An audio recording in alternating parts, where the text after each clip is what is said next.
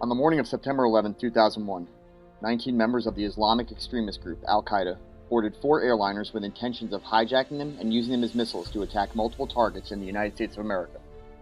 American Airlines Flight 11 and United Airlines Flight 175 were flown into the North and South Towers of the World Trade Center in New York City. Flight 11 into the North Tower at 0846 and Flight 175 into the South Tower at 0903. In the 44th floor of the South Tower were the offices of Morgan Stanley Dean Witter, a financial holdings company. Between the employees present on the 44th floor and the additional employees in World Trade Center Building 5, approximately 2,700 employees working that day. All but 6 survived the attacks that day. 2,700 souls survived. And when asked, they will almost all attribute their survival that day to one name, Cyril Richard Rescorla, better known as Rick Rescorla. On a day filled with unimaginable horrors and evil, we also have selfless sacrifice, bravery, and inspiration from stories of men and women who place the safety and welfare of others above their own, and under unimaginable odds. Rick Rescorla, in this host's humble opinion, is one of the most understated examples of leadership, audacity, selfless service, and sacrifice that I've ever been fortunate enough to learn about. This episode is Changing Hearts and Minds podcast, a small but heartfelt dedication to the sacrifice and leadership of Mr. Rick Rescorla.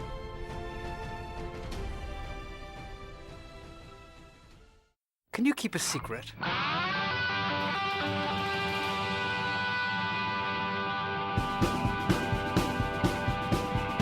Changing hearts and minds. Changing hearts and minds. Changing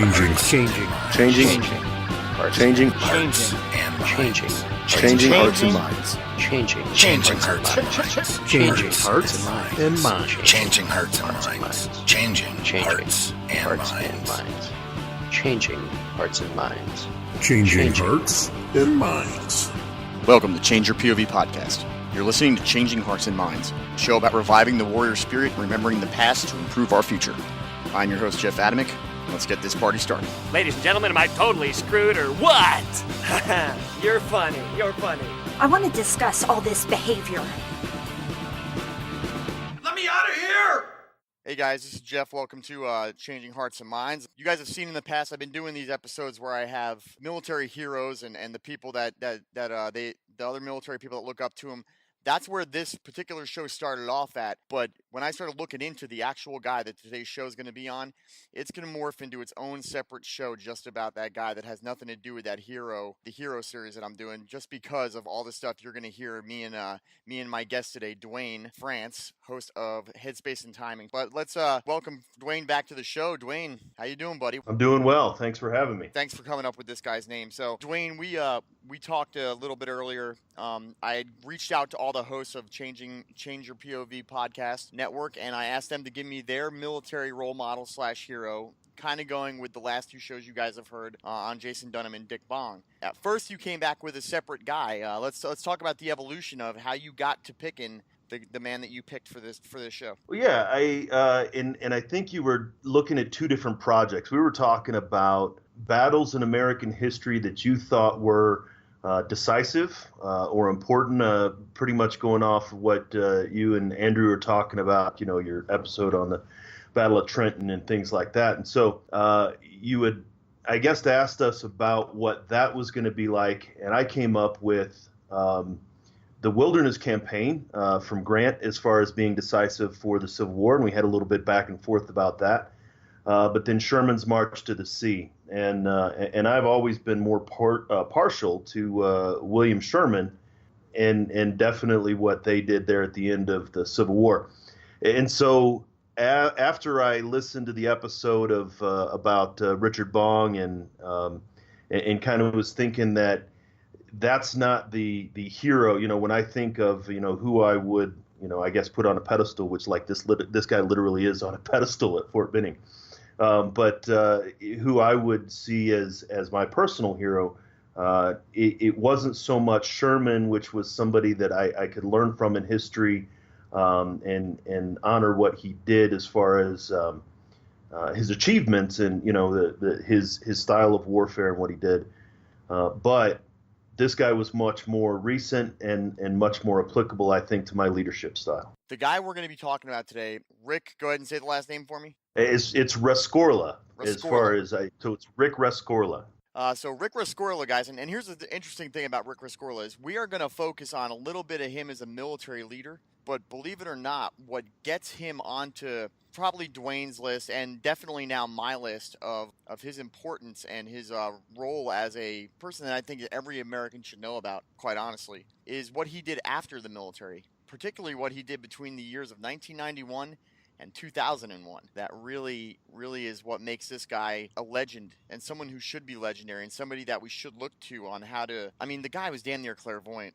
You know what I mean? I mean, it's scary what this guy was able to foresee. And I'm talking specifically about the September 11th attacks. You know, by all means, the guy pretty much saw it coming. Beyond that, the man worked in the South Tower for Dean Morgan Stanley and is, you know, personally responsible for saving the lives of 2,700 people. Sacrificed his own life at the end there during it. Beyond that, let's go back and talk about a little bit of the history of Rick Rescorla and where he came from.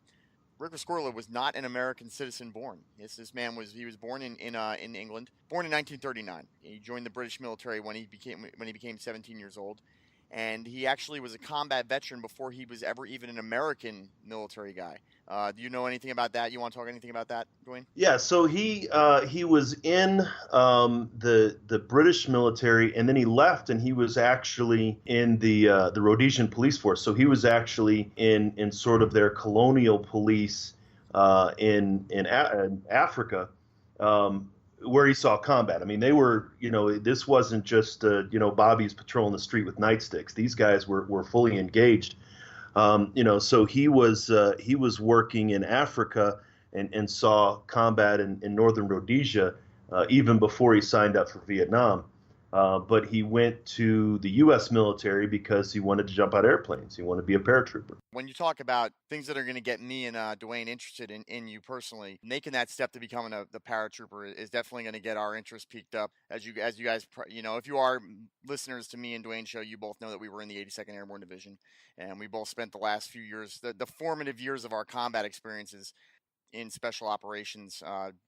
Duane out in 10th Group as a combat support guy, and me over in 3rd Group as a Green Beret. So we definitely love those paratroopers, and I'll talk about paratroopers all day long. So he gets combat time in the British military fighting in Cyprus. There was a communist insurgency that occurred in Cyprus back in the good Lord, it had to be the late 40s, early 50s. It was definitely prior to Vietnam kicking off. So he served, and then, as you said, he was a member of the Rhodesian police force and fought in Rhodesia during all that stuff. And he was also a member of the Metropolitan Police Force for the city of London, I believe, for a couple of years before he decided to pick himself up, move himself to the United States, and join the United States military.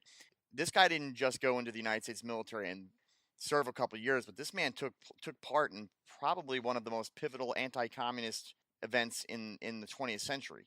You want to go ahead and tell everyone what unit he was in and what battle he took part in? Yeah, I mean, and I think this is where a lot of people they may know of Rick sort of by action and by image, but they don't know that it's him. As you mentioned, I think before we talked, he was on the Battle of, and this is something else I want to get into. He was at the Battle of LZ X-Ray. He was in 27 Cav, but 17 Cav. Hal Moore was in charge of 17 Cav, and so he was on the ground as one of the early elements in relief of 17 Cav in LZ X-Ray. Now, I do want to caveat here because you may get a lot of correspondence on this episode. You and me are amateur historians at best, and right. This is a huge pivotal thing. A lot of people are going to come on and say, "Oh, you pronounced Rhodesia wrong," or that's not exactly how it happened. I get it. I'm a truck driver that read a lot of books, so it's not like I'm probably going to get some of this stuff wrong. But Rescorla was part of Hal Moore's sister battalion, and so Bravo Company 27 Cav was who he was with, and he jumped on to LZ X-Ray sort of halfway through the battle. And some of the stuff that he did in LZ X-Ray, you talk about heroism. Any one of these things that he did would put him in the Hall of Heroes, but not just he freaking fixed bayonets and charged the enemy in modern warfare. How many times do we know that happens? Your recent episode, you were talking about Corporal Dunham and his hand-to-hand combat. This dude like literally made the command to fix bayonets. And it was during that charge which they took that picture. Phil Arnett, I think it was, from the media, had taken that picture that ended up on the cover of the book We Were Soldiers. So Rescorla was one of the, and I don't even say minor actors, but he was one of the individuals in Hal Moore's book, We Were Soldiers Once and Young. I joined the British Army in 1957 at the age of 17 and a half. And within 6 months, I was in Cyprus, which was then in terrorist duty. After 1960, I went to Rhodesia, which is a colonial police force, essentially a paramilitary police force. And I got interested in America because I was a parachutist, and America was the headquarters of the best parachutists in the world. Looking down as we came in, we were coming in very fast. I saw an awful lot of North Vietnamese dead lying out there. Some of them were burned black. I turned to Fantino, my radio operator, and said, "Boy, they've cleaned them up." I said, "There's a lot of North Vietnamese down there. They've done a job on them." And he said, "Sir, I'm looking on my side. There's a lot of Americans dead down there, too." We had a napalm bomb dropped on us. And at that time, my medic, Doc Berlisle, excellent fellow from Oklahoma, stood up to help the people burned and was shot through the head. We stopped briefly with him until he died, and then we moved on into the position. That night about 10:30, as I remember it, the tracers started coming through the trees, and thinking about it later, the weapons of dead men helped us that night. Those individuals who took the first brunt of the attack, we used their weapons and fought through the night. The battle was over at about dawn. The order was given to go out on a final sweep. We all stood up. We were on line, and that is the picture I think you see in front of the book We Were Soldiers Once and Young, of us doing a final sweep. We went out approximately 30 meters. It was a machine gun team. One of the machine gunner came alive and started lacing down on us. And how he missed us, I don't know. You could just, see the smoke coming out.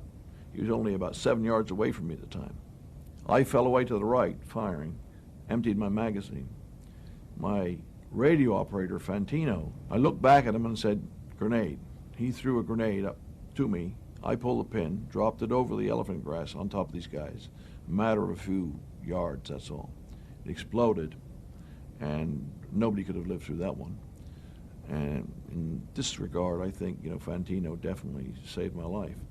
Retrieval of the bodies was number one, our American bodies first.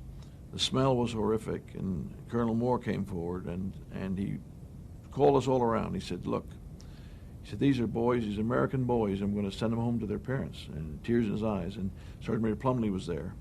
And we promised him they wouldn't leave one individual on the battlefield. Not one American would be left on the battlefield.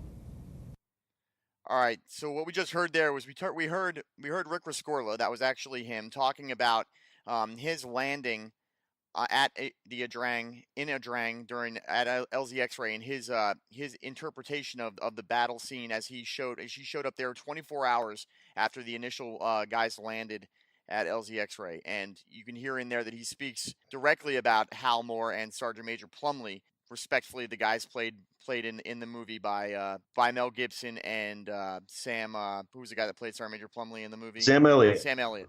Yeah. Sam Elliott, who started playing Sergeant Major Plumley. Sergeant Major Plumley, I actually had the pleasure of meeting people that knew him directly, including the guy in the movie who keeps telling him good morning. He worked down in Fort Benning, and I got to meet him, and he talked about how Sergeant Major Plumley, Sam Elliott hit it out of the park with playing that role. That was exactly the way Sergeant Major Plumley was in real life. So you hear him talk about it in that clip we just played. This guy knew these guys directly, and these guys knew them so well that Hal Moore himself, during a dedication ceremony that occurred at Fort Benning, Georgia, a few years ago, Halmore referred to Rick Rescorla as the greatest combat infantry platoon leader he had ever run into. And this guy was well known to be completely off the wall bananas. His men and his peers nicknamed him Hardcore and called his company or his platoon Hardcore because this guy was he would train as hard as he fought. He was well known for having a statement that in times of stress and, great turmoil, people do not rise to the occasion. People fall to the level of their training. And I think that statement in and of itself is just brilliant, and it's fantastic leadership because it's absolutely true. When you're stressed out and you don't know what to do, you're always going to revert back to muscle memory, and he understood this as a leader. So he made sure his guys were trained specifically and directly to worst case scenarios so that when the shit hit the fan, so to speak, they didn't have time to rise to the occasion. If you wait on people to rise to the occasion, people are going to let you down. 9 times out of 10, you are going to be let down. And not because people are bad, but because human nature dictates the reason why heroes are heroes is because not everybody could be one. So if you want your people to be prepared and ready, you've got to have them completely regulated down to making whatever they need to do in times of crisis absolute muscle memory. And this goes throughout his entire life and is one of the reasons why he is noted with saving so many lives during 9/11. Unfortunately, not his own, and we'll get into that, how he sacrificed himself. But even the story of that leaves some things to be desired in some people when you think about what are you willing to do for other people and, compared to what this guy did for other people. So he goes into Vietnam. He's in the Drang Valley. He's at LZ X-Ray. He knows Hal Moore and Sergeant Major Plumley. Pivotal part of the battle. He continues to stay in Vietnam far past that. He ends up being in numerous battles. He leaves Vietnam with a Silver Star, a Bronze Star, a Purple Heart, and the Vietnam Cross of Gallantry for all of his efforts in Vietnam. He gets out and he retires from the military some years later as a colonel. And a few years pass and he gets hired by Morgan Stanley. And I think that at the time they weren't owned by Morgan Stanley. They were owned by somebody else. It was Dean Witter. Morgan Stanley, Dean Witter merged in the mid to late 90s, I think. But yeah, when he was there, it was Morgan Stanley. Right. And just that, you talk about his level of preparation. He had he was still continuing to serve. He continued to serve even after Vietnam. I mean, the guy he didn't quit. He did want to distance himself from the Vietnam experience. He didn't want there's some stuff online, and I'll send you the link to it about how he didn't want an Audie Murphy experience of having parades and things his entire life. But he did continue on with the National Guard. He actually retired as a full colonel, and he was actually going to be. He thought that he was going to continue with that in New York, and so when he got to New York, and there's a passage in this book. There are many books, many stories about him. One called Heart of a Soldier. It's by James B. Stewart. It's a story about him, and it's really covering all of what we're talking about here, but it's about him and his best friend Dan Hill. But there's this passage here, and it gives a little bit of an idea of sort of what kind of guy Rescorla was. And so it's when Desert Storm kicked off, his buddy Hill and some other people were like, well, hey, we're old soldiers. We can do what we want to do. We can join back and do something. And Rick kind of went the other way. And he said when he moved to Dean Witter, Rick had contacted the New York National Guard expecting to resume active duty in the reserves. Though he'd been promoted to full colonel, he was told to appear for an interview at the National Guard Armory on Park Avenue in Manhattan. When he arrived, wearing his uniform and medals, he met a panel of 3 colonels. He could tell from their decorations that none of them had any combat experience. They began asking questions, and Rescorla didn't like the tone of the interview. They seemed cool, skeptical of some of his answers. Finally, he asked, "What exactly am I doing here?" "We're evaluating you," one said. "Gentlemen, I don't believe there's anyone in this room qualified to evaluate me," Rescorla said. Then he stood up and left and resigned his commission. I love this guy. I absolutely love that right there, guy. right? I mean, even if that was the only thing that he did, I mean, even before mic dropping was a thing, that was like, screw you guys. Like Eddie Murphy in Coming to America on the stage, sexual chocolate, holds the mic out, drops it down, walks off stage. And the thing is the reason why I love it so much is because he's absolutely right. How could you possibly, with no combat experience and no significant combat experience, sit in and judge a man who has the experience level and the exposure to combat that someone like this guy has. And it's just, I love it. I love it, and I love the arrogance and the boldness of his leadership ability. And for God's sakes, I mean, all morning long, I could not get enough of going on and watching videos on this guy and watching the piece that we played before. There's going to be a piece a little bit later where it's kind of creepy what you're going to hear in there, but he wasn't creepy, but what his foreshadowing of the events of 9/11 and after that, this guy really knew what he was talking about. I mean, he was absolutely brilliant. His ability to look at the landscape of the world and the way things are going and be able to say, hey, look, this is what's going to happen next. You don't get that by reading books. You get that by experiences that you build over time.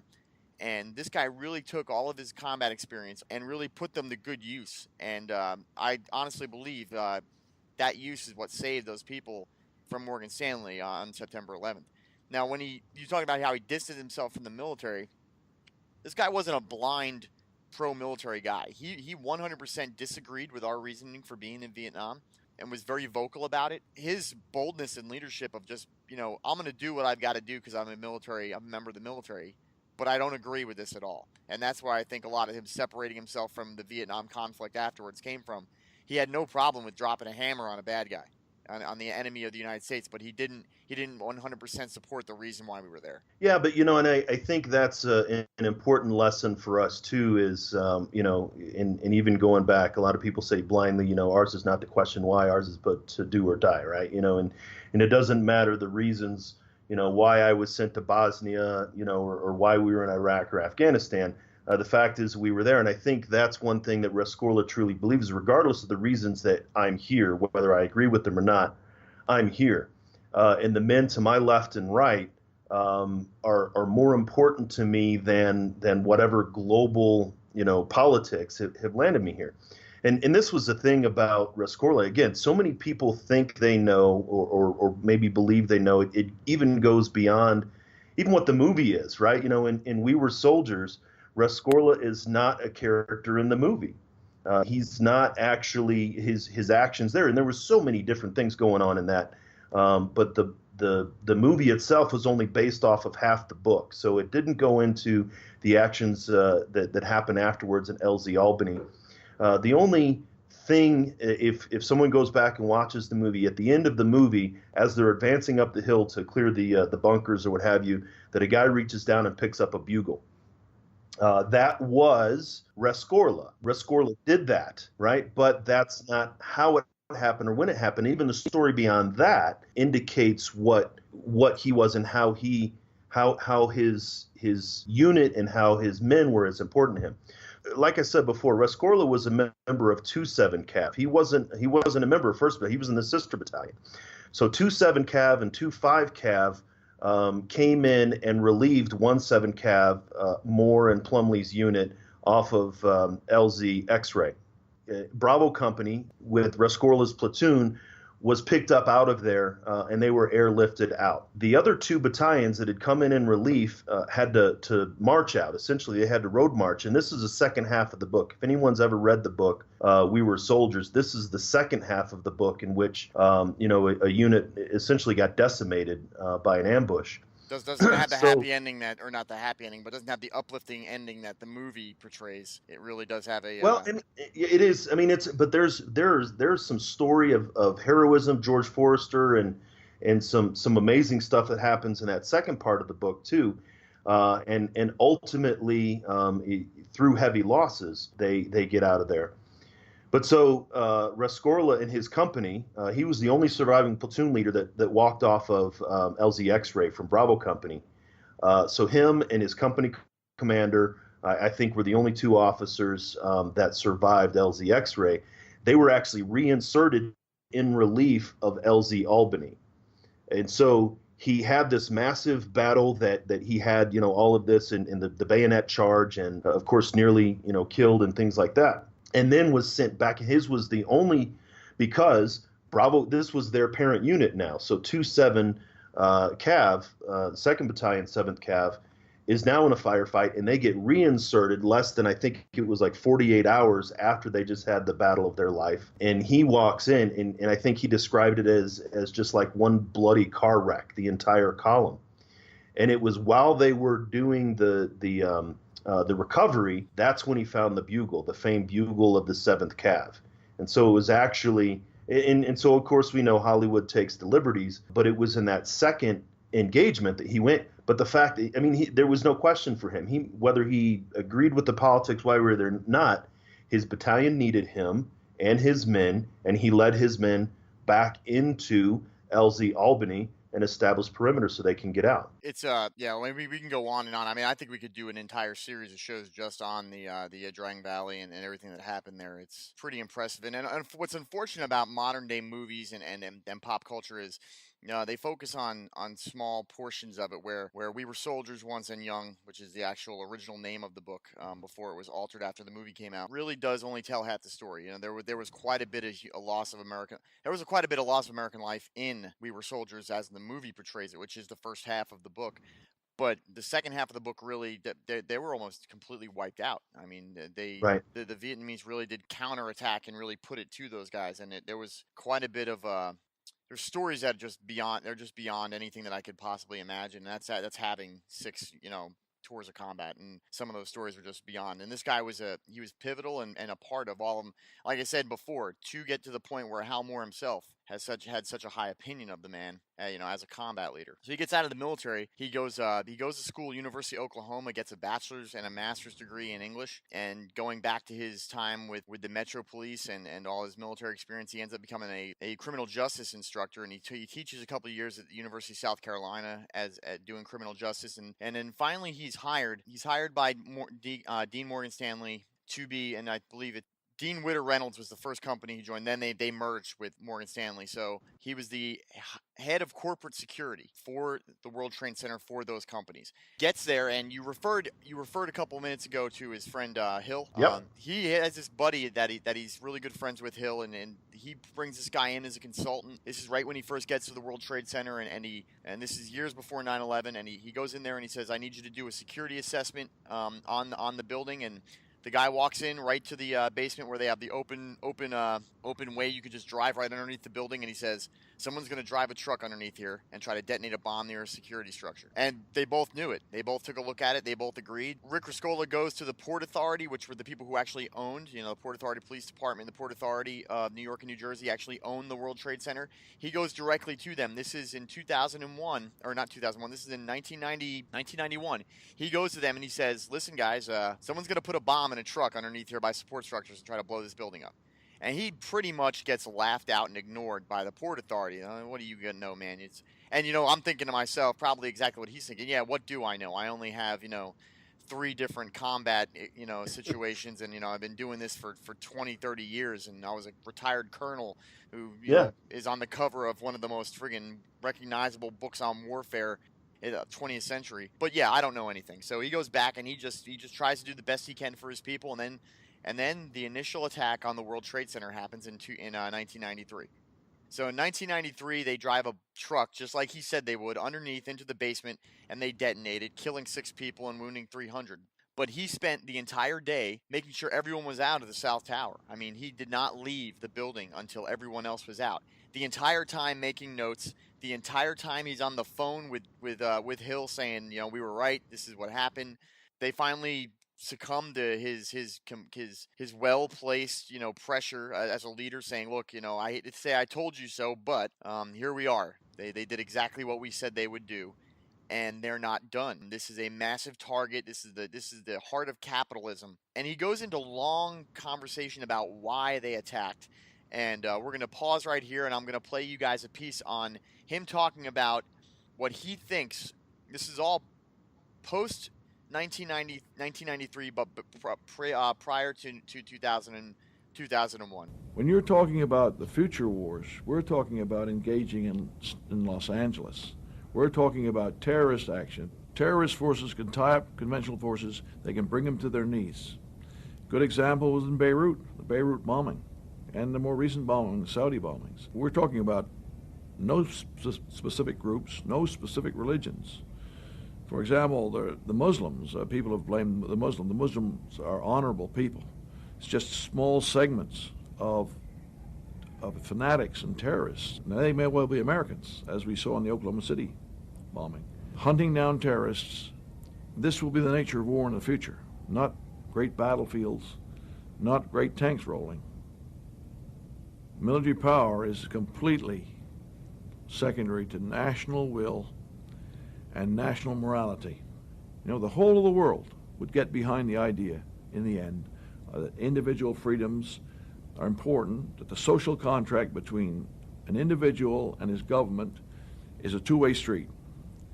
But they will not get behind actions like Nicaragua, where we're backing the wrong people often, where we're supporting dictators for the thought of economic stability so that our foreign and domestic corporations can do business. And finally, I would say that the residue of hatred this is creating in these foreign countries, where we're doing these things and we don't think there are any repercussions, those people should think about the World Trade Center bombing and things of this nature. Things will come home to roost, and they may be 20 years later, of cavalier actions that we're taking now out there. And who is directing these cavalier actions? People who have never, in command and control, have never seen a shot fired in anger in their life, except hearing a round fired near the White House where somebody's mugging a tourist outside. We can't even straighten up our capital in terms of crime. We think we can go out there and be the world's top cop. It's impossible. Okay, guys. I know what you just heard there is probably sounds like somebody who just read a bunch of books, just said, I predict this is going to happen after reading historical books on everything that's happened in the last 15 years in the United States. Because everything he says happens almost exactly as he said it would. But that was before 9/11. That was well before 9/11. And to me, I hear him talk about the future of warfare is terrorism. The future of warfare is going to be fought in American soil. That's creepy. It is creepy that this man was able to see everything coming that far in advance. Nobody listened to him. They listened to him and tightened up security at the basement of the World Trade Center, and they tightened security down there. He brings Hill back in, and he says to Hill, well, he goes, can they get me now? And Hill says, yes, they can still get you. He goes, well, they're not driving in.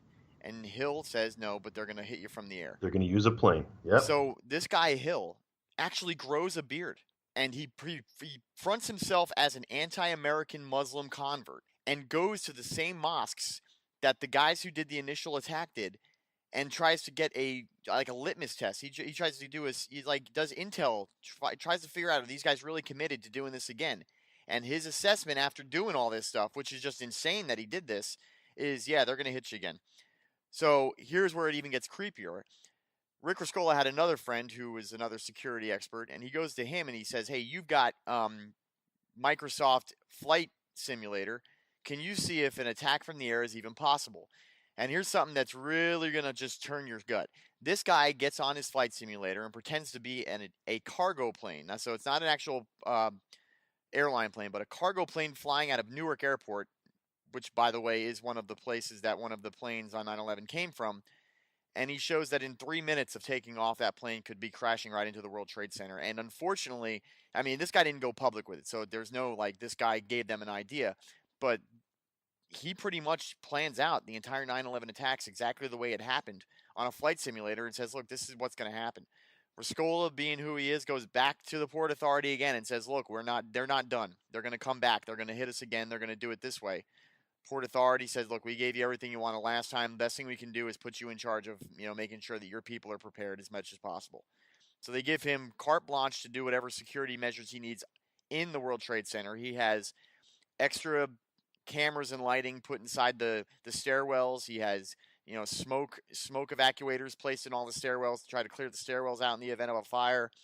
He has I think it was twice a year he would do all hands on deck, fire alarms, kind of like, evacuation preparation training. And his company would, no matter whether you were the CEO, it didn't matter if you were corporate, didn't matter. When I blow the alarm on this evacuation, drill, everyone's going to get up and everyone is going to walk down the stairs and out of the building twice a year.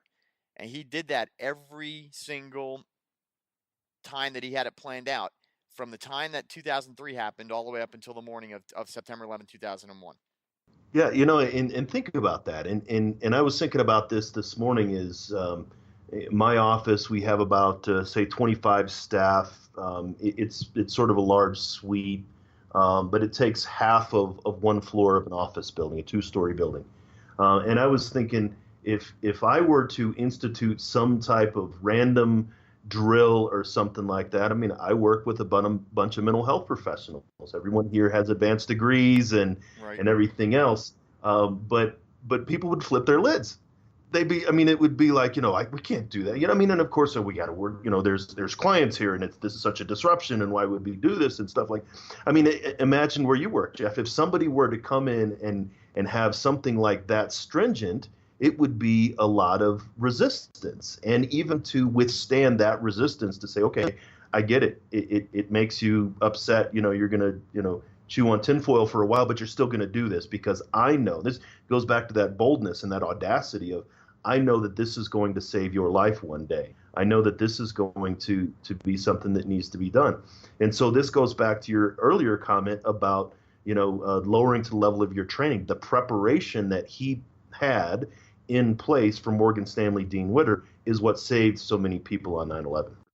Yeah, if you go back, and I recommend this, and I'm sure that Duane does too, go on to YouTube, put in Rick Rescorla's name, and a bunch of videos will pop up. And you watch these videos, and they talk about in these videos how much of a pain in the ass it was.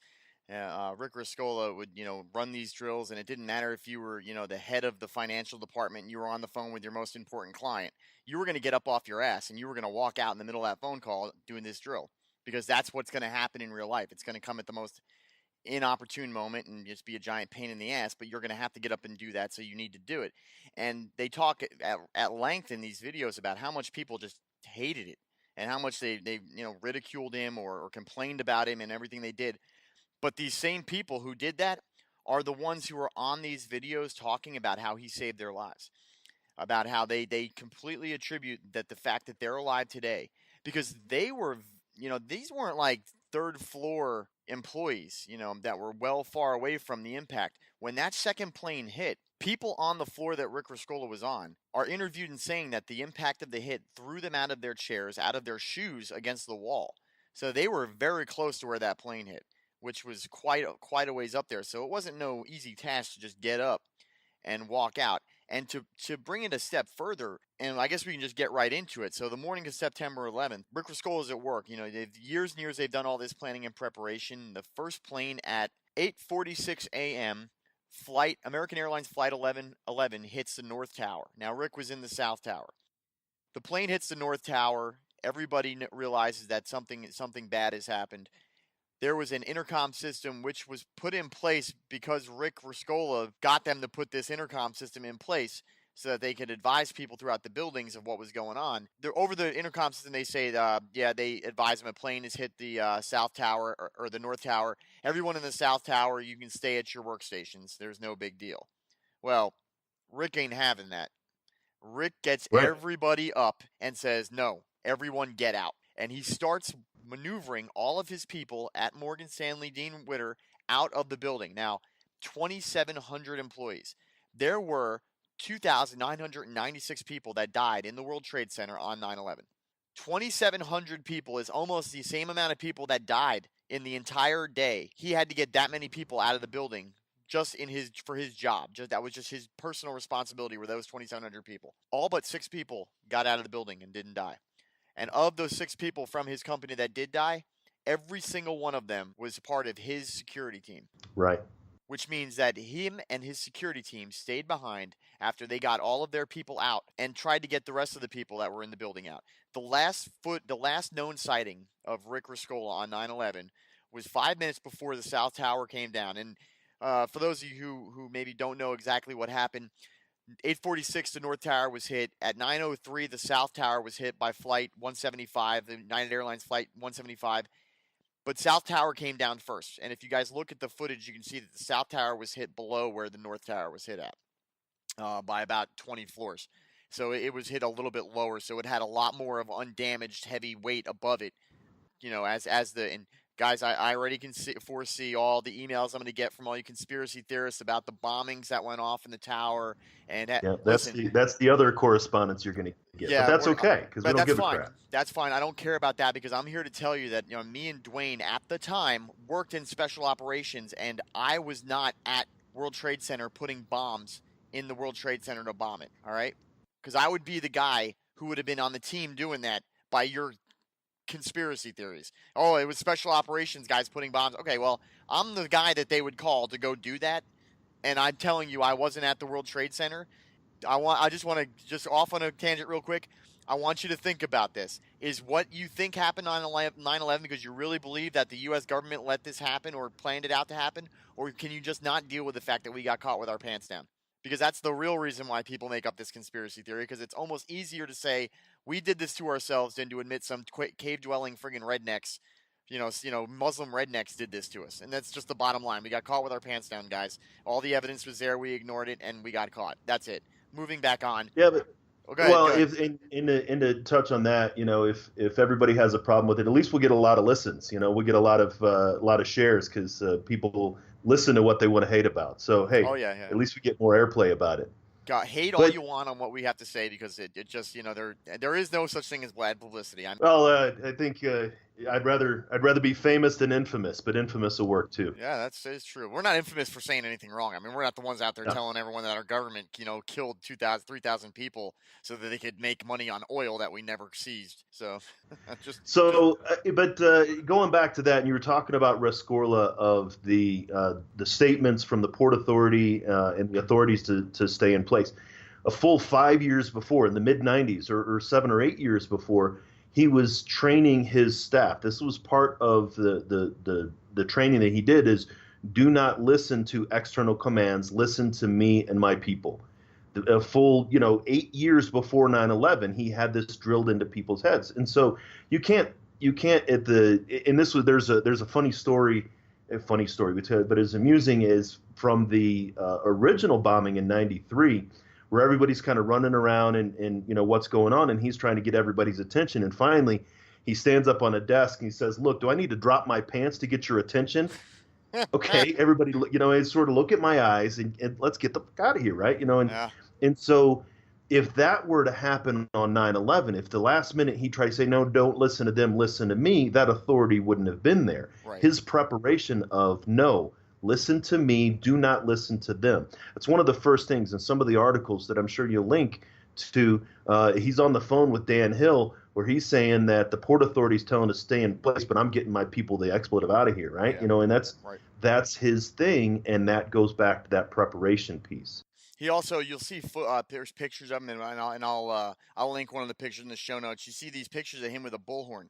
He had this bullhorn that he also had, and that part of that bullhorn's intent was to get his voice out there heard and overpower all the panic that may be ensuing, because you're gonna panic. I don't care who you are, I don't care how much stuff. Even I'll be honest with you, Rick Rescorla, even in his situation, was probably panicking on the inside as much as anyone else.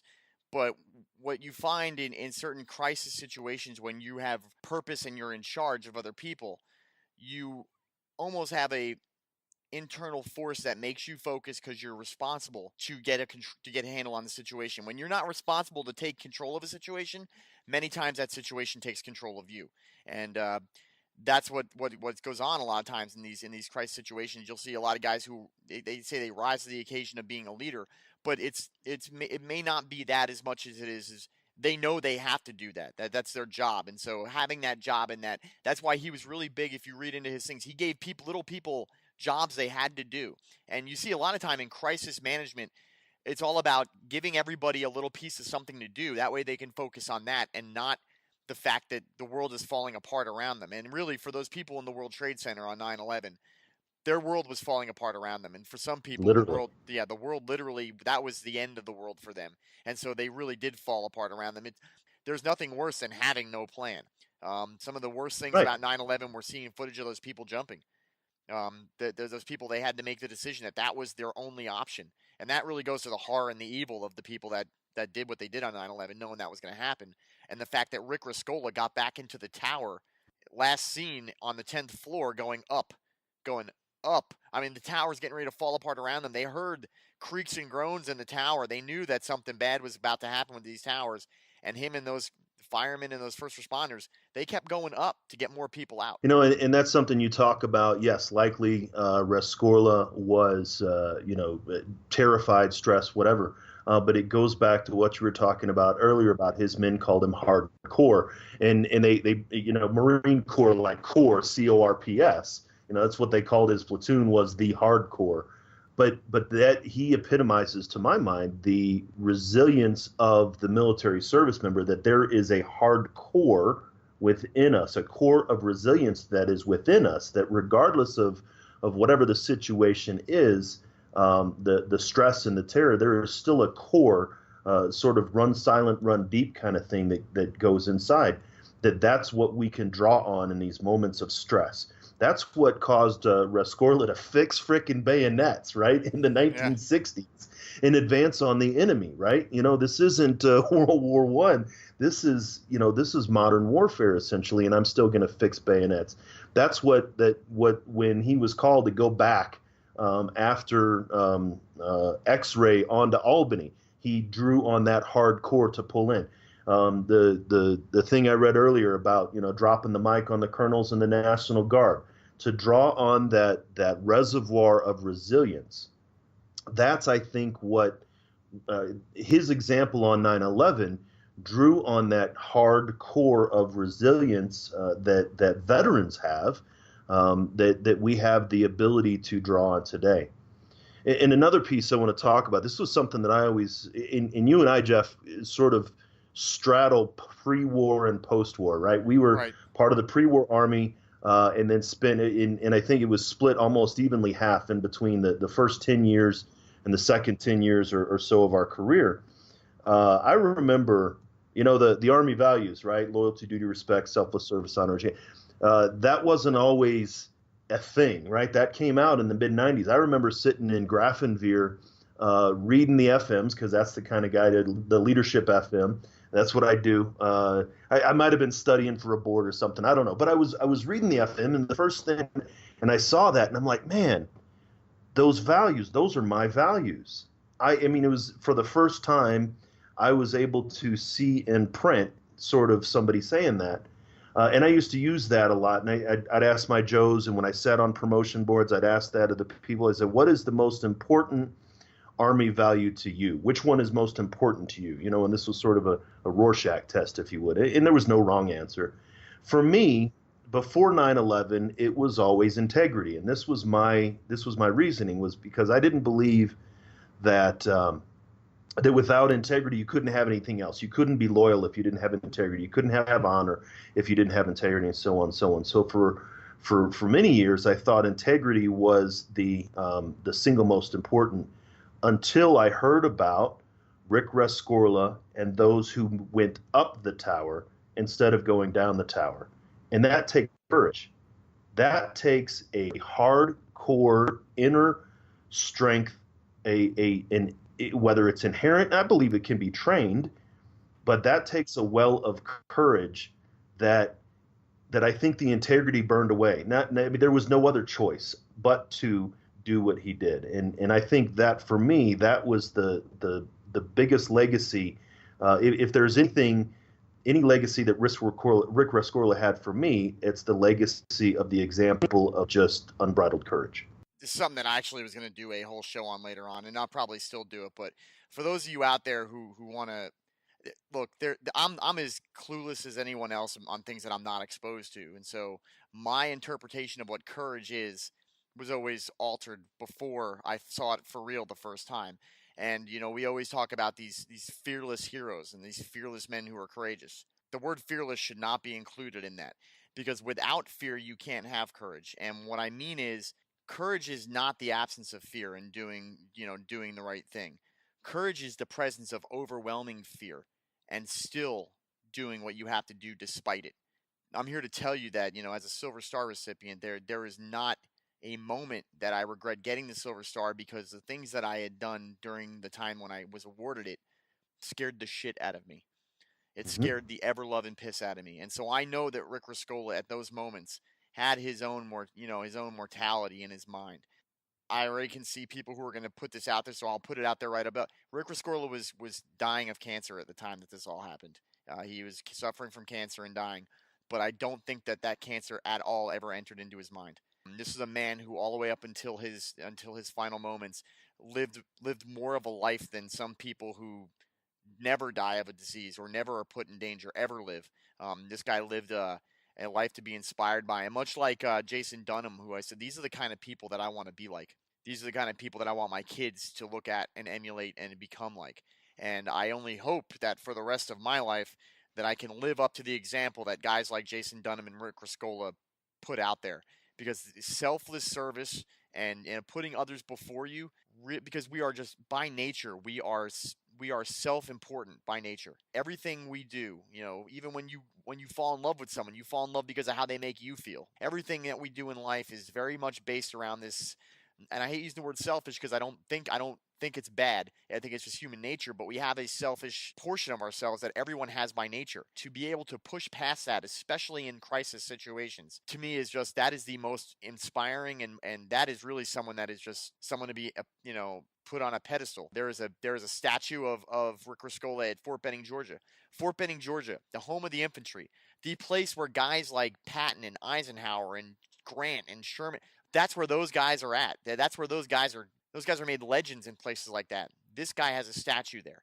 I don't think there's a statue of Sherman or Grant there, but this guy's got a statue there. You know what I mean? That's what this guy is. That's what this guy means to guys like me and Duane. And I didn't know very much about the guy. I'd heard before about some guy that had done the things that he said, but I'm glad that Duane brought this guy up because I've spent the last 2 days reading and studying this guy. I've ordered the book, the one book that you just talked about that's just about him. That book's on its way in the mail. This guy is what being a hero and being a leader is all about. And this is something, this is for me, just to get Rescorla's story out there. If we were to line up images of all of the acts of heroism from the Drang campaign, from X-Ray in Albany, Plumlee, Moore, Tony Nadolf, George Forrester, there's all of these. You have, dozens of heroes to choose from, and Rescorla standing there in line. And if any one of us were to say, okay, pick who that is, and then be like, well, who's that guy? And he wouldn't be picked. Same thing with 9/11. There are stories of heroism from the planes, and the one that went down to Pennsylvania. And there's thousands of stories of heroism. And if I were to choose any one of those, but it would be Rescorla, because consistently he showed the values of caring for his people and preparing to do what he needed to do. He's even before, I think even before 9/11, I'd read the book in the mid-'90s, and I used to use the kind of things from LZ Albany, especially that march to LZ Albany, to some of my trainings, right? I used to tell my soldiers about it and say, look, this is what happens when you don't do X or don't do Y. And I saw even before then the value in what Rescorla was doing. And then just more that I learned and learned and learned. And I actually, the Heart of a Soldier is not in, you can't find it in your local bookstore. You got to order it, like you said, right, Jeff? Right. Well, I found it in a used bookstore in Philadelphia. I was in Philadelphia back in 2012, and I just randomly went away. And the copy that I picked up is signed by Daniel Hill and James B. Stewart. Oh, yeah, that's awesome, right. Man. That's cool. And I'm like, this is probably one of my most prized books. And it's like, and it's not replication. It's like wet ink signature. Daniel J. Hill, Airborne Rangers, Special Forces, Captain of Infantry, retired. The only thing that could make this book more special to me is if it had Rick's frickin' signature on it, but he was gone by the time it was published. But having Daniel Hill's signature on it, I mean, that guy, again, he's another one that we could do a show just on him. He predicted the 9/11 attacks almost verbatim. You know what I mean? So. When you get the book, he's going to be he's a fire eater. He's a little bit of a, but this story is about both of them personally. And this is a guy, Rescorla.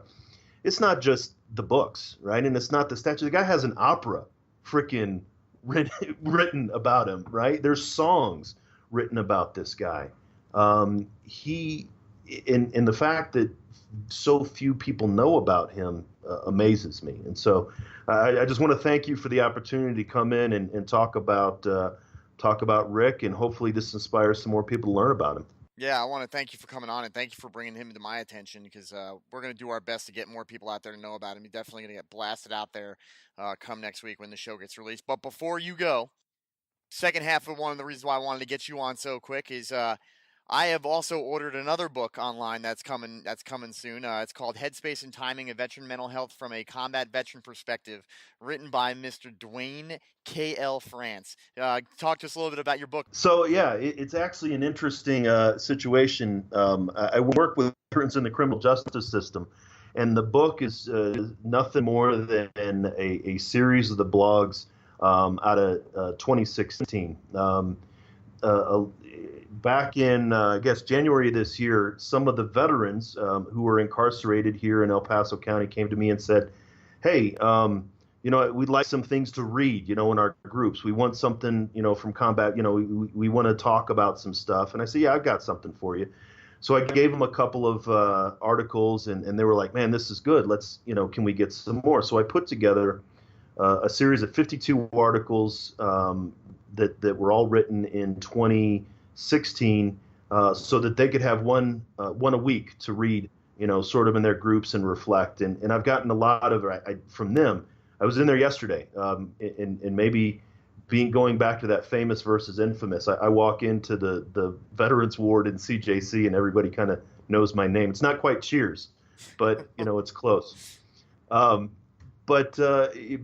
And so once, and I gave it to some other people, and it resonates, and I've had a lot of feedback on the posts, and so we put it together, and it's on an ebook, and you can get it. I think our buddy Kevin put it up on the Change Your POV website, so you can go to it from changeyourpov.com/HST book. And you can see it there. It's on Amazon, and really it's a way to get the word out about veteran mental health, because that's what we're trying to do, is change the way that we think about veteran mental health. Yeah, Kevin Fairbanks over. He's our Sunday episode here on the Change Your POV. I think he's also giving away a free copy of the book on his show, so I recommend going to the website, visiting over to his section on the website, and you should be able to read there about. He's got something going on where he's giving away a free book. I mean, the book is not that expensive, guys, and just so you guys know, me and Duane know each other because I started reading his blogs online long before I ever even knew Change Your POV podcast. I was following Duane and reading his stuff. His stuff is definitely insightful, inspiring, and it'll do a lot for you if not to just pique some thought process inside of you that definitely could help people out. So get out there and get it, and there'll be a link to it also on the show page for Duane K.L. France, as he's got his name written, LPC. Definitely Rick Rescorla, now one of the guys on my radar and now on your radar as a listener, and get out there and read up and find out about this guy and tell others about Rick Rescorla. Tell others about him, because like me and Duane said, this guy, people need to know who this guy is and what he's done. So I want to thank you, Duane, for coming on again. It's always a pleasure, sir. Absolutely. And look forward to having you on again. Maybe we'll get on here and we'll argue whether Sherman saved Grant's career or Grant gave Sherman his an opportunity to be a psychopath in the South. We'll talk about that one way or the other. Either way, me and Duane both are fans of Grant and Sherman, so total warfare is always a big thing. We'll talk about that in another episode. But thanks for coming out, guys, and remember that your life is in your hands. Nobody can tell you what you can or can't do. Be like Rick Rescorla and do what you know is right, not what you want, what everyone else tells you to do. Don't oppress yourself with self-doubt, putting yourself in a cage. All right, free the oppressed. DOL. See you guys next week. Change Your POV and all of its shows can help and heal and even educate. We want you to help us help others. Visit our Patreon page at www.patreon.com/changeyourpov. Become a patron of our network and our mission.